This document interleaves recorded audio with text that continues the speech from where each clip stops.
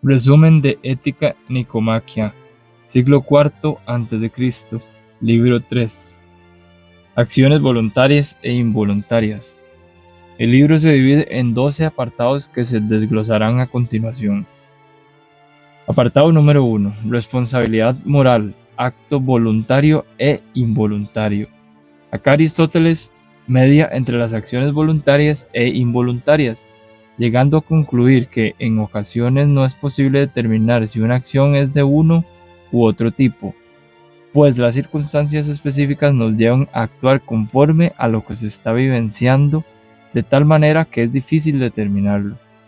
Por lo tanto, parece sugerir que la voluntariedad por ignorancia es distinta a la involuntariedad con ignorancia, pues quiere evidenciar algo casi como la conciencia misma del acto, sea voluntario o involuntario, pero sigue sin esclarecer cuál lo es y cuál no, aunque seamos conscientes de lo uno o lo otro, pues algunos se justifican por la circunstancia dada, y siendo dadas las acciones, tanto involuntarias como las voluntarias, igualmente de origen humano, no es posible a veces considerarlas ni de una ni de otra.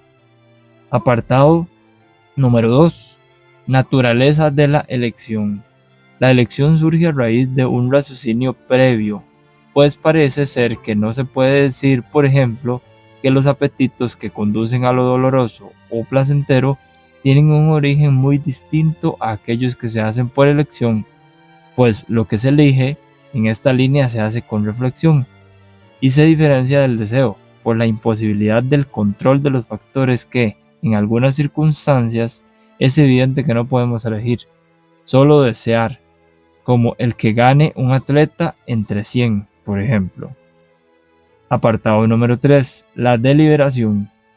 Deliberamos, se pudiera decir, sobre cuestiones que lo permitan, pues hay ciertamente cosas que no se pueden someter a la deliberación, como la diagonal o el lado de un polígono, por ejemplo.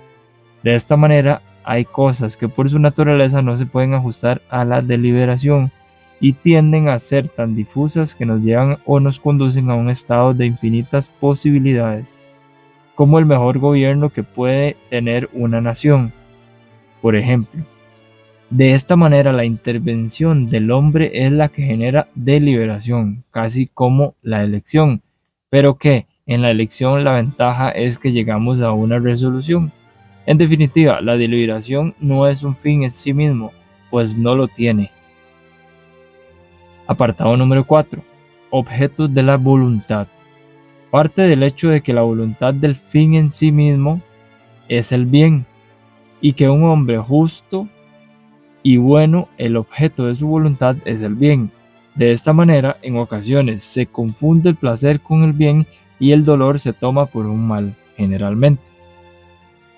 Apartado número 5. La virtud y el vicio son voluntarios.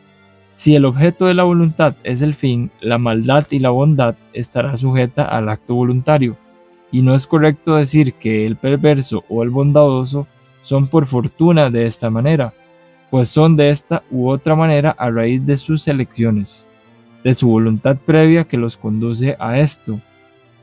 Así, la censura se centra no en los que por su naturaleza son de una forma desagradable, sino en aquellos que lo son por negligencia y descuido, pues de los buenos y los malos actos somos indefectiblemente responsables y en máximo participantes de sus desenlaces, exceptuando en esto algunos accidentes o enfermedades que son de otra naturaleza. Apartado número 6. Examen acerca de varias virtudes. Valentía. Siendo la valentía ya definida como el término medio entre la temeridad y el miedo, definiendo varios escenarios, ¿qué miedos o situaciones soportaría realmente un hombre valiente? Y así cierra este apartado, no definiéndose claramente cuáles son o pueden llegar a ser. Apartado número 7. Continuación del examen sobre la valentía, cobardía y temeridad. Es evidente que para todos existen distintos y muy variados niveles de valentía, y aquel que lo es, parecería entonces imprudente al cobarde, pero surge a raíz de esto una perspectiva en la que, por jactancia, el temerario quiere demostrar su nobleza y valentía, convirtiéndolo más en un cobarde jactancioso que en un verdadero valiente. De esta forma Aristóteles apela nuevamente al término medio, al punto exacto en el que nos coloque en la valentía y no en la cobardía, que huye y teme a todo, o en la imprudencia y temerario, que no mide las acciones y que muchas veces solo por jactarse de su valentía pierde incluso la vida. Apartado 8. Diferentes formas de valor. Continuando con la valentía, Aristóteles define que la valentía debe surgir como una virtud, en cuanto que se debe procurar alejar de lo vergonzoso, no de lo penoso, y se añade que se debe ser valiente porque se es hermoso, no por necesidad.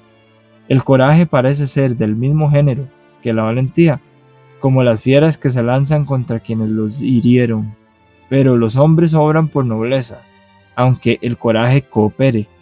La fiera actúa es por miedo, siendo lo penoso, no por el honor, que es la valentía. De aquí que los valerosos luchen con la razón y por la nobleza de sus actos, no por simples pasiones ilusas como los que fingen valentía, los animosos. En definitiva, las acciones previsibles se deciden con el cálculo y la razón, y las que por accidente suceden se afrontan con carácter valeroso. Apartado número 9. Relación del valor con el placer y el dolor. Nuevamente recalca el hecho de que el valiente soporta lo penoso porque es noble y hermoso, no por cobardía, pues esto es vergonzoso. No en todas las virtudes existe una actividad agradable, sino que mientras se alcance el fin, se justifica la acción.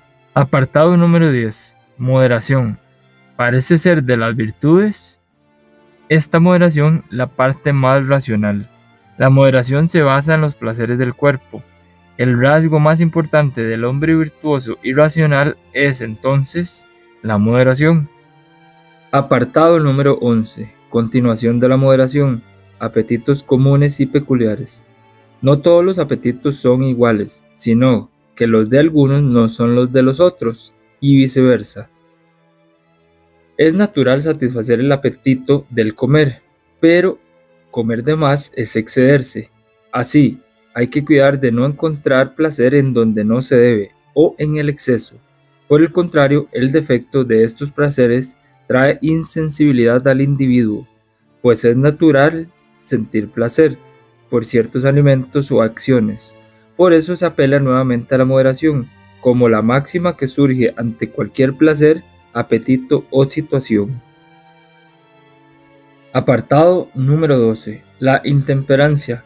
El deseo de lo placentero es en muchas formas insaciable, y el alimento repetido y rutinario del placer es ciertamente despojador del raciocinio, ya que cuanto más se le atribuyen vicios a nuestro obrar, más difícil es desligarse de ese placer o apetito concreto.